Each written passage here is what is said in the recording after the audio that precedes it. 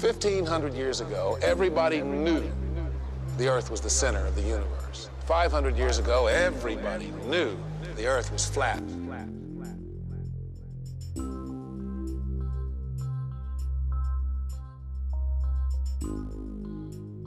Hey there, Flat Earth researchers and debaters. This is ODD, and this is a follow-up to my video entitled True World, which is a 30-minute rundown of the Flat Earth phenomenon.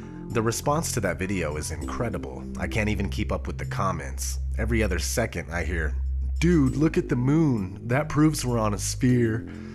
"My dad is an airline pilot. This theory is garbage."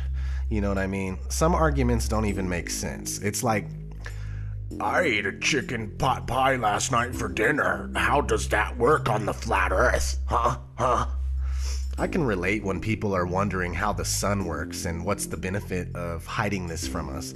But to say that Earth must be a sphere because other things look like they might be spheres is foolish. There is Earth, what we are on, teeming with life and providing us with what we need to be able to sustain or destroy. To build civilizations on a vast flat surface where large bodies of water are incapable of curving. Earth, where curvature and motion cannot be detected. And then there's other celestial bodies that aren't teeming with life, and we really don't know what they are or what they look like up close. Science batters itself impotently against the barriers of the unknown. All we get is CGI from NASA and friends. The spherical Earth paradigm is coming to an end, but was this meant to happen, or are we really unveiling something that was to remain hidden? Are we getting the full picture, or is this just the tip of the iceberg? Either way, I'm dedicated to this journey, and I'm honored to live in such an exciting time. Let's keep tearing NASA apart, including all the other space programs. It's one of the main keys in understanding the flat Earth. Once someone sees how much deception is interwoven throughout these agencies, it's easier to grasp this grand conspiracy and how it was achieved. As always, we'll be going over that and much more in this video. I appreciate you tuning in. Let's get started. Where is the curvature? Where? Where's the curvature? Where? I still haven't been able to find any curvature since I put out my last video, and believe me, I've been looking. Ever since I came out as a flat earther, I've been examining things much more closely. It's as if I'm secretly hoping to find something that will lay this flat earth to rest, so I can get back to my normal life of exposing chemtrails and secret societies. It's just not happening. The more I look, the more I'm convinced, and the more I want to talk about it. There is no curve to be found or measured. And there's hints sprinkled all over the place, like this popular study, for instance. A study conducted by Department of Geography, Texas State University, and Department of Geography, Arizona State University, concludes that the state of Kansas is flatter than a pancake. On a scale where 1.0 means perfect flatness, the calculated flatness of the pancake is approximately 0.957. That's pretty flat, but Kansas is 0.9997 flat over its length of 400 miles, a distance that should render 20 miles of curvature from one side to the other on a sphere that's 25,000 miles in circumference.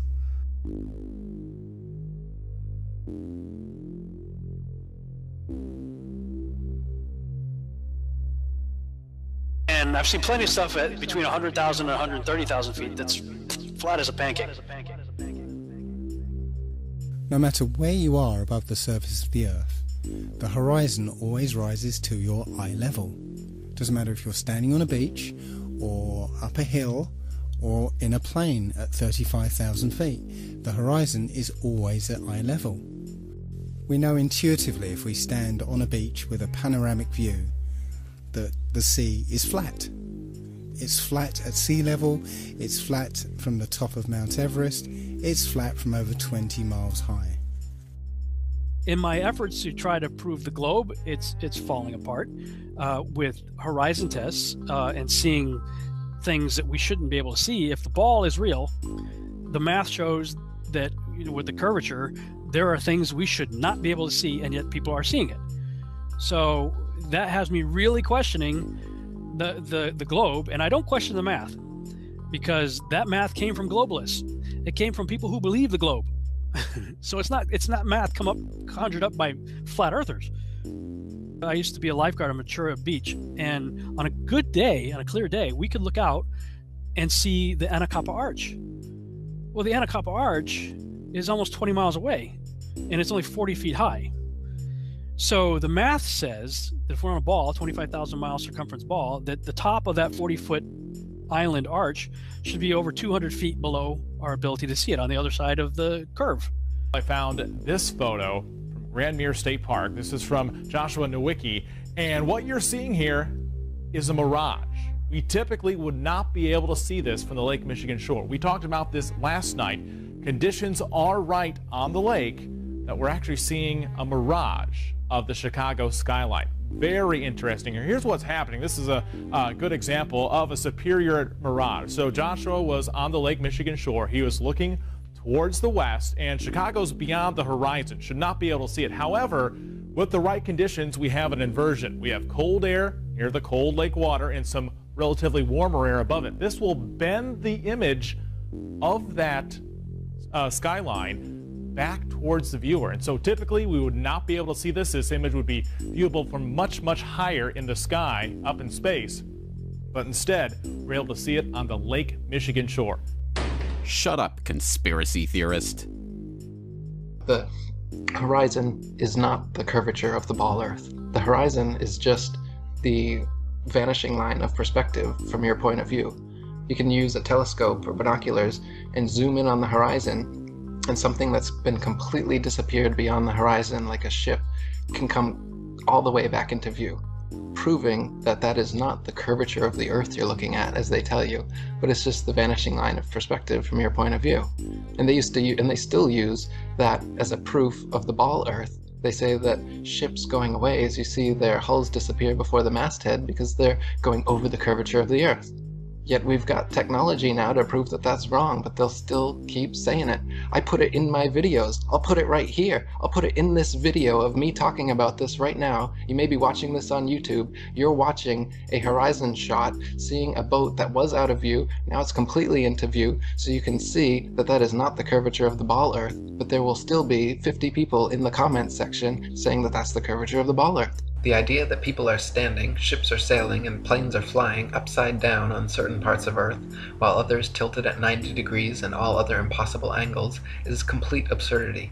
The idea that a man digging a hole straight down could eventually reach sky on the other side is ludicrous. Common sense tells every free-thinking person correctly that there truly is an up and down in nature, unlike the everything is relative rhetoric of the Newtonian Einsteinian paradigm. There's no curvature. It's wonderful. This is like it. This is the most amazing thing ever. There's no curve. It's flat. Can you imagine? It's exactly what we see.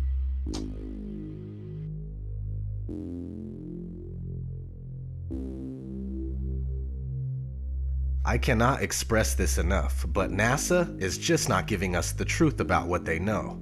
This is crucial to understand. Forget about the flat Earth for a minute if you have to. Focus on NASA and research them for a few days or for a few weeks. If you can't tell that you're being deceived, then I'm afraid that there is no use for you in this cause anyway. Check out this NASA document describing a flat, motionless Earth. So I came across this paper. It's an official NASA document published in August 1988 called The Derivation and Definition of a Linear Aircraft Model. And it's jam-packed full of mathematic equations, formulas, and all sorts of other stuff that describe a linear aircraft model. What I found interesting was on page 35 it says this: concluding remarks. This report derives and defines a set of linearized system matrices for a rigid aircraft of constant mass flying in a stationary atmosphere over a flat, non-rotating Earth. I'll put a link to this in the description. The other thing I'd like to mention at this point is how easily we can be fooled by two-dimensional imagery.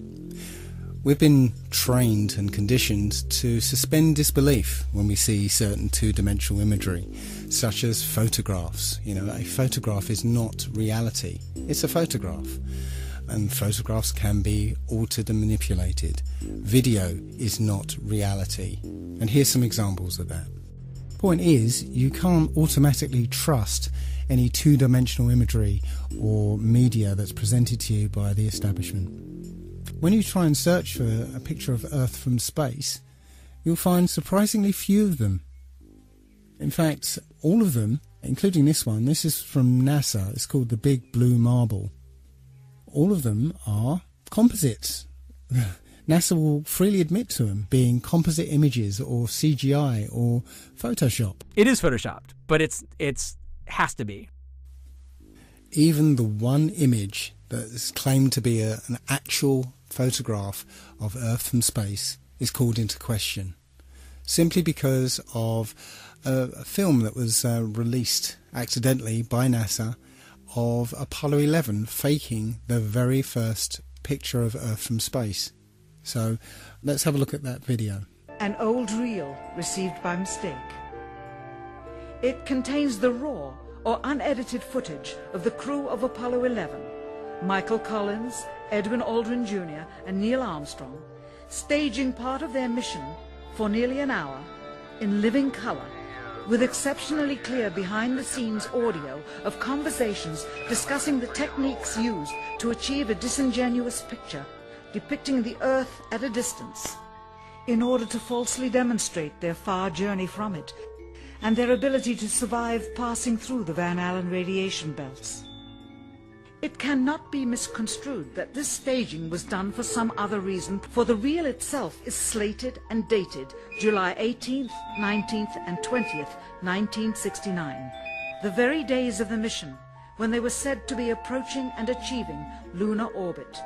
Understand too that only about 20 seconds of this raw footage was ever broadcast to the public, and these conversations discussing their deception were believed to be private.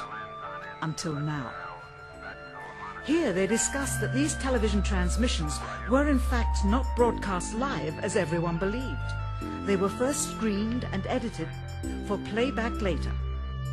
Roger, Neil. We just wanted a narrative such that we can, when we get to playback, we can sort of correlate. Here they discuss the fact that they have turned out the lights and have blocked out sunlight from entering the spacecraft through the other windows, as to not cause any reflected light to fall onto the spacecraft's wall in the foreground. Okay, very good. Well, we shut out the sun coming in some of the other windows into the spacecraft, so it's looking through the number one window, and there isn't any reflected light. The reason this was done is so that the truth of the matter would not be revealed. The best example of space shuttle fakery is the Challenger disaster. In 1986, the shuttle Challenger exploded about 74 seconds after takeoff, killing all 7 astronauts inside. Or did it? It turns out that 6 of the 7 are still alive and kicking today. Ellison Onizuka claims to be his identical twin brother, Claude. Yeah, I've got an identical twin brother, Claude, too. The Challenger pilot, Mickey Smith, hasn't even bothered changing his name. He's now Professor Michael J. Smith of University of Wisconsin. Now, Krista McAuliffe was a bit of a sneaky one. She was the Challenger payload specialist, quite famous for being a teacher.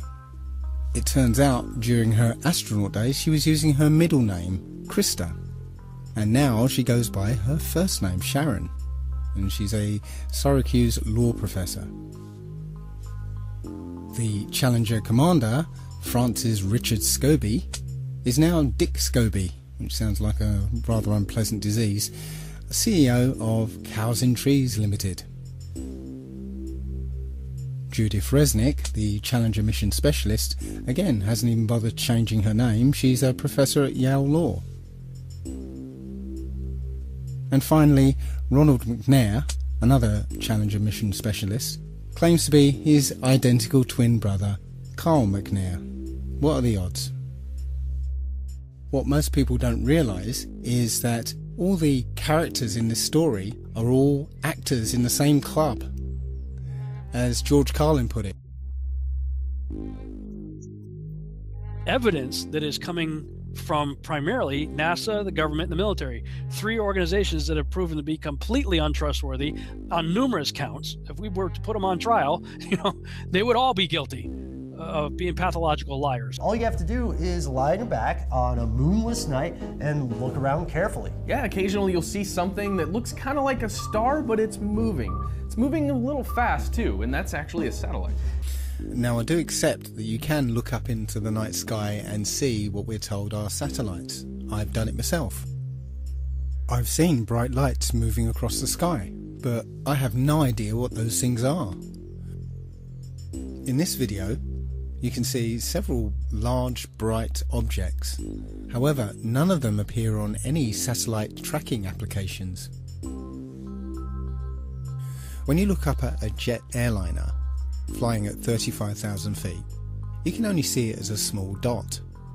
So how is it if something the size of a jumbo jet is rendered as a small dot at about 5 to 7 miles up, that you can see a satellite which is the size of between a car and a school bus at 100 miles away? You just wouldn't see it.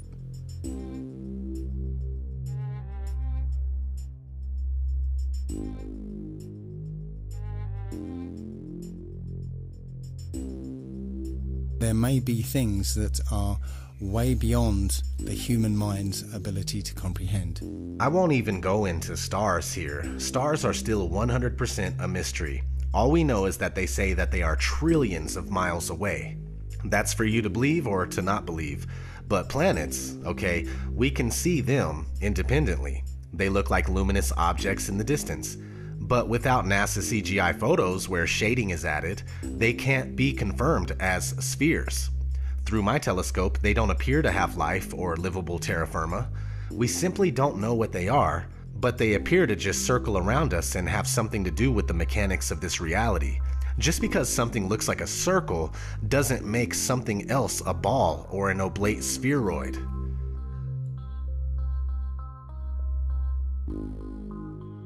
It is claimed that the other planets are spheres, and so therefore Earth must also be a sphere. Firstly, Earth is a plane, not a planet, so the shape of these planets in the sky have no bearing on the shape of the Earth beneath our feet. Secondly, these planets have been known for thousands of years around the world as wandering stars, since they differ from the other fixed stars in their relative motions only.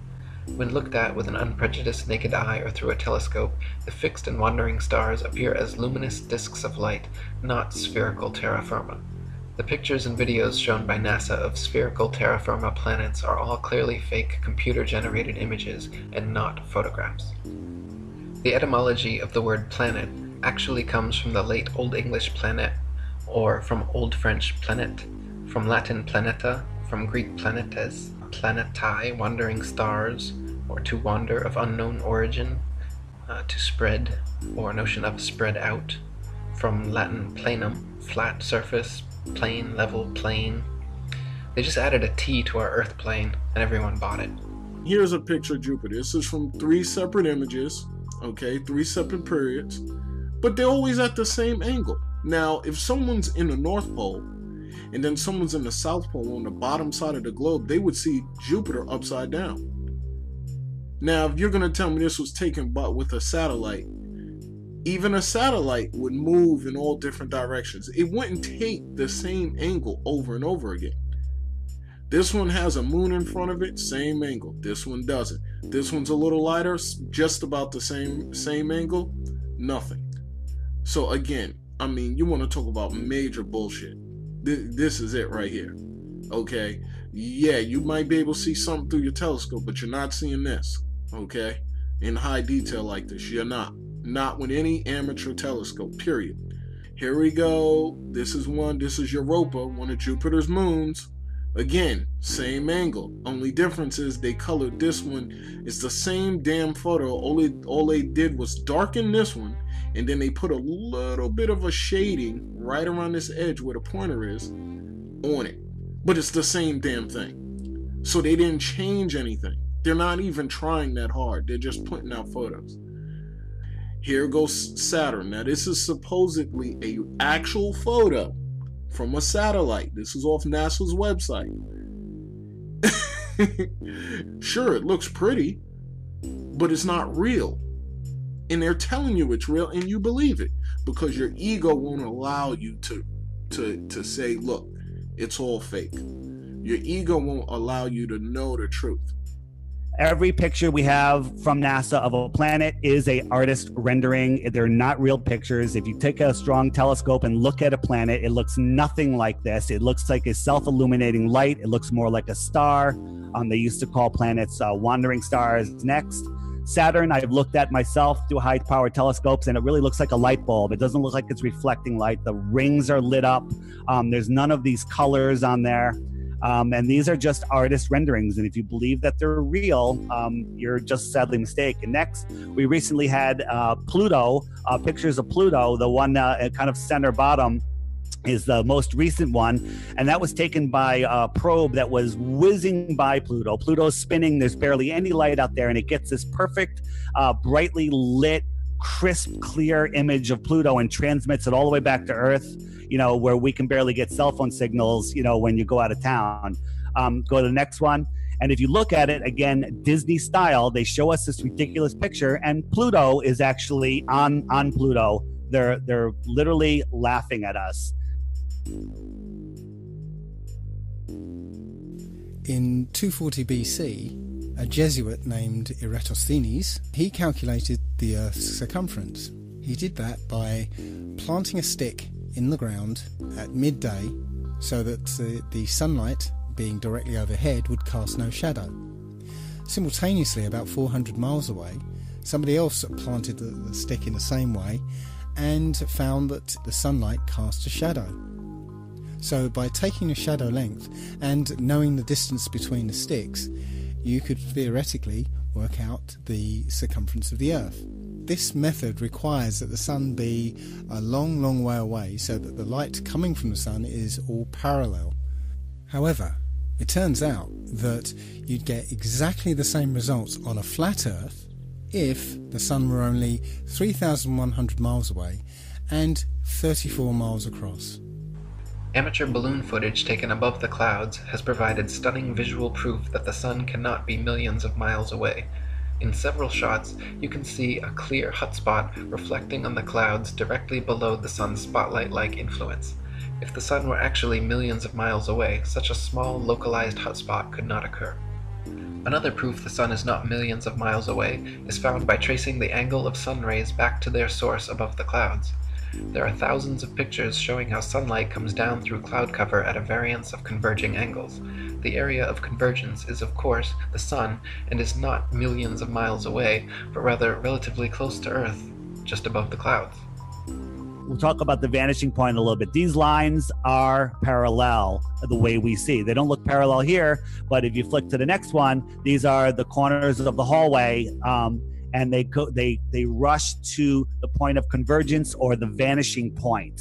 And that's how our eyes see. Everything rushes in from the sides, the top and the bottom, to our point of focus.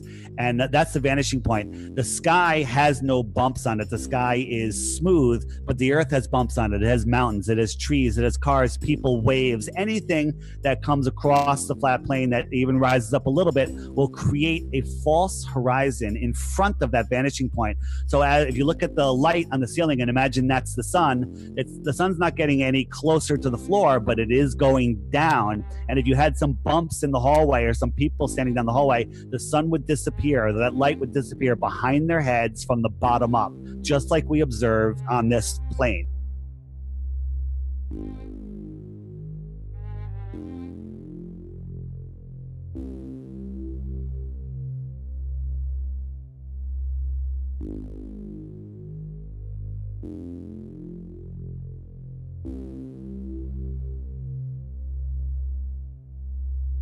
Let's turn our attention to the moon. Many of us have seen the moon appear full at various times throughout the day, as in this picture. But how can that happen? If you're standing at point C, then it's the middle of the night. Full moon, no problem. And if you're standing at point A, it's early in the morning. Certainly if you stare back at the moon in the night sky, then yes, you can see a full moon. But if you're standing at point B, which is midday, that is, the sun is directly overhead, then there isn't anywhere that the moon can be that will allow you to see it as full, because the sun will be illuminating the side of the moon that is facing away from you. So the best you'll be able to see is a sliver of the moon. Think about it next time you see the full moon during the day. Every month the moon goes through 8 distinct phases. Always the same 8, always the same order. Supposedly because of a relationship between the position of the moon relative to the position of the Earth and the Sun. So let's say it's December, and throughout the month we see the normal 8 phases of the moon. But what happens when it's June and the Earth is supposedly on the other side of the Sun? Shouldn't the phases be reversed? That's not what we see. We see the same 8 phases in the same order. At night, the craters, or the dark spots I like to call them, are black because it's in our sky and there's black sky behind it. Next, if you look at the full moon during the day, those spots are now blue because we are seeing through whatever the moon is. And to prove that, go to the next one. We have a crescent moon, and behind the moon was a planet. And when you zoom in, you can see the planet through the moon. And this shot was proven that there was a planet in that position and you could see it behind the moon. And there's many people that have photographed this. Now, people in the north, when they're looking at the moon, they are looking at the moon in this direction. And this, of course, this moon is oversized, so it's much bigger than what it really would be on this map. But the people in the south, they are looking to the north at the moon. So what they see is the opposite of what the north sees, and that's why for the south it's upside down from the north, and it's as simple as that.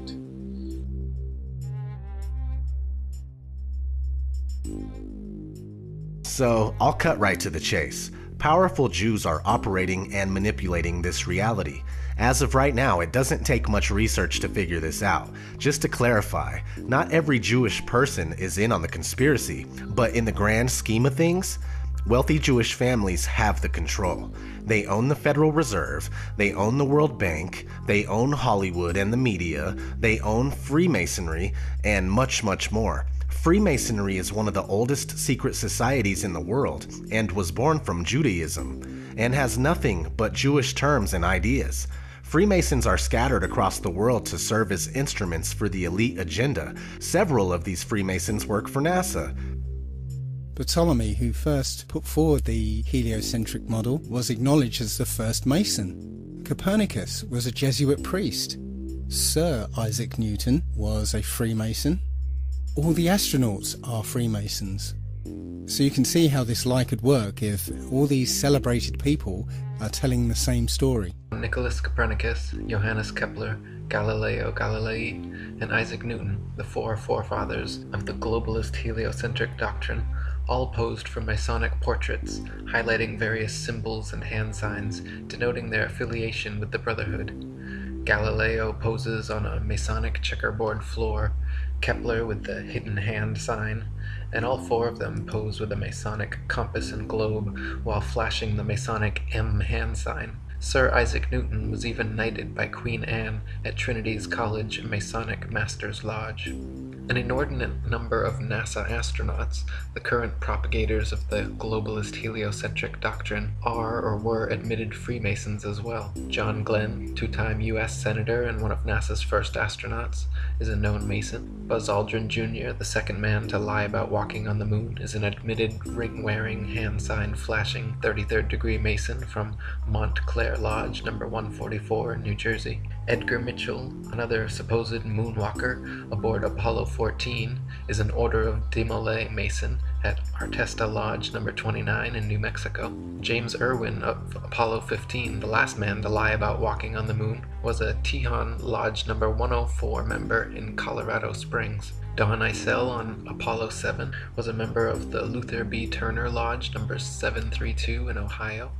Gordon Cooper aboard Mercury 9 and Gemini 5 was a Master Mason in Carbondale Lodge number 82 in Colorado.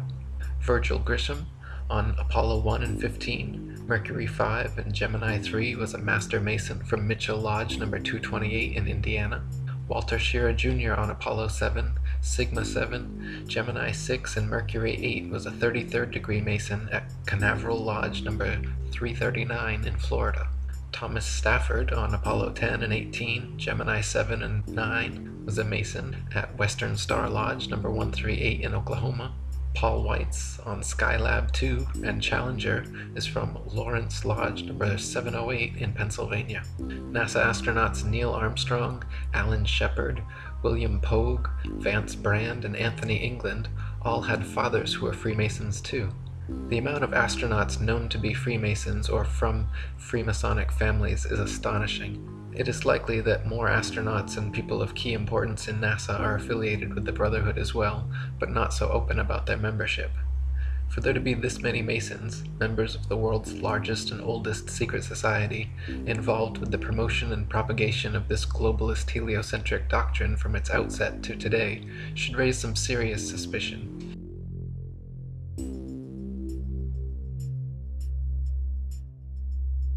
I'm still surprised how often I see the globe in corporate logos, almost every piece of media I look at, including commercials, magazines, and music videos, and album covers. I mean, it's a lot. And the rest of us describe a ball Earth as where we live because we don't know any better. When it's drilled into your head as fact before you even get to the 3rd grade, you end up with that core belief, a belief that's hard to part with. We all have a little bit of ego and we don't want to be wrong, but this flat earth epiphany is rousing us from our sleep and we're now noticing the massive amounts of programming. The world has been systematically brainwashed and indoctrinated for centuries into believing the greatest lie of all time, that the earth is a spinning globe. Decades of programming through entertainment media, over 100 years of science fiction books and stories and television programs and films. I must admit to being a science fiction fan myself. I grew up watching Star Trek, Star Wars, Babylon 5, Battlestar Galactica, watching films like 2001, 2010. I truly believed that our future lay in space. I saw an exciting future for mankind, moon bases, Mars bases, interstellar travel. But now I sincerely doubt there is any such thing as space. It really is simple, believe it or not. Why were we all taught the globe from the time we could walk? Why are we all told it's the absolute unquestionable fact of all facts? Why are we told flat Earth is stupid, ancient, and primitive? Why are we shown globes in every logo, and why are they in every classroom? Well, that's simple. Because it's not possible to live on a globe. You can't live on a sphere. I get it. They taught us that we can and do, yet they forgot something very important to the truth, and that's called proof, or evidence. Without it, the only way to teach it is by forcing it down our throats from the age of 3.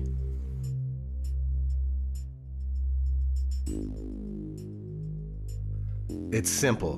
Because worldwide governments and agencies trying to falsify where you live in your mind is the epitome of mind control. Think about it.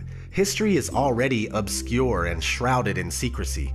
We don't know our true origins. What better than to also hide where we are and what our natural purpose is? We are considered cattle, goyim, easily fooled and easily swayed by the mainstream media. Our society is engineered, and the ideas that we think are our own are actually pre-manufactured by entities such as the Tavistock Institute, and then it's seeded into our minds through movies, TV shows, and music. When one doesn't recognize this, they are essentially controlled in every way without even knowing it. I have knowledge of this, and I'm still controlled by time and money and other things. Trying to find out what they know and also what they don't want us to know is important, and one of the things that they are keeping from us is our home. This is the case. If this flat Earth is our universe, then it elevates man and this Earth to supreme importance, where every life, human or otherwise, is significant and sacred. And when we all realize that, then the world, the universe, changes. Why don't they care? Well, it's not that they don't care, it's that they don't know that it's true, and even if it is true, they can't see how deep this goes, so they don't understand why it's even relevant or important. The shape of the Earth doesn't seem that important until you really expound upon the deepness of this conspiracy and how far-reaching it is. To me, it matters because if they're going to lie about something like what the Earth actually is, then there's no limit to what they will lie about. We're a random sneeze, we're an accident, we just blew up and molecules started spinning around together, and eventually a fish crawled up onto water and turned into a monkey, and that turned into you, and here we are. That's what they're trying to tell you. Think about how that makes you feel metaphysically. Where does that place you as a speck of dust in the corner of the universe?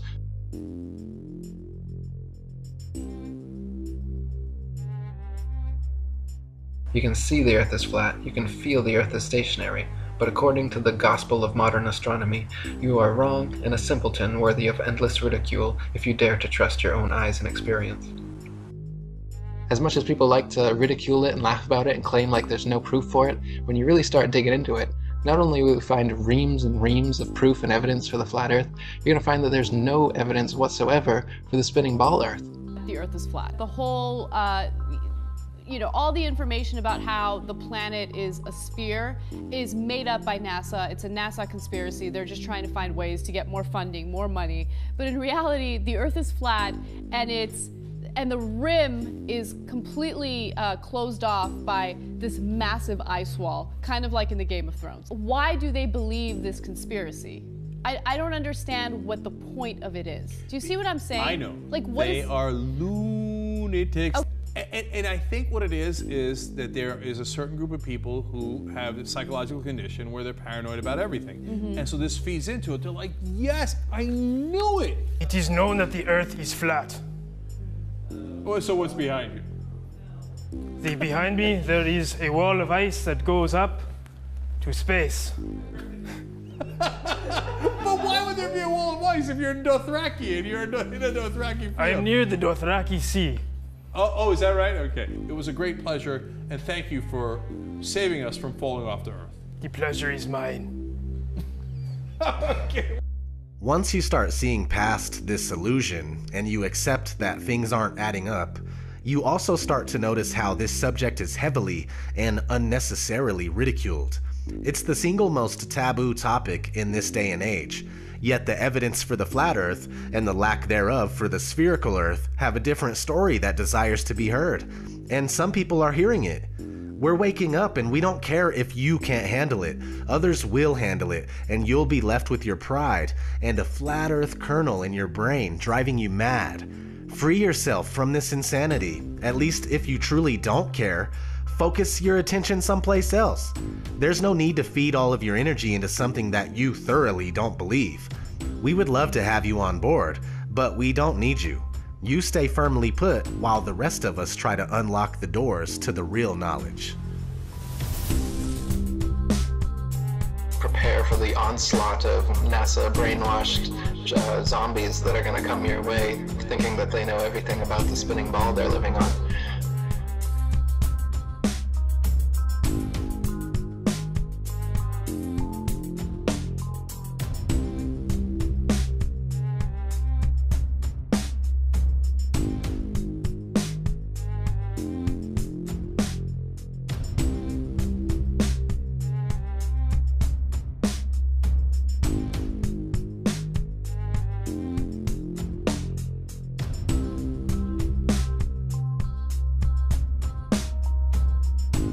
Let us never tolerate outrageous conspiracy theories.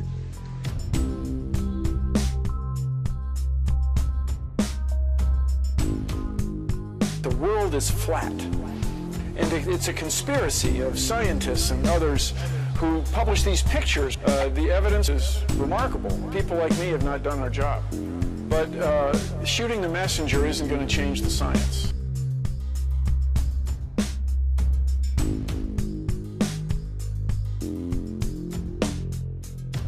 don't give me the conspiracy bullshit. Come on, you're a more intelligent man than that. Come on. I mean, come on. Listen. There has never been a conspiracy. All that's left now is ad hominem attacks.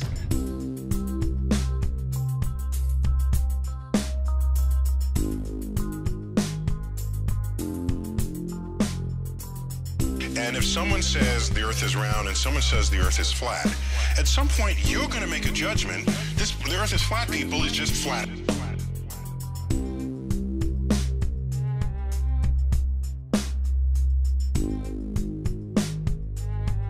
Everybody has the exact same response. We all have the same response. This is crazy. This is stupid. This is absurd. Why are you even thinking? What, you've lost your mind? We all have the same initial response. But for those who actually take one day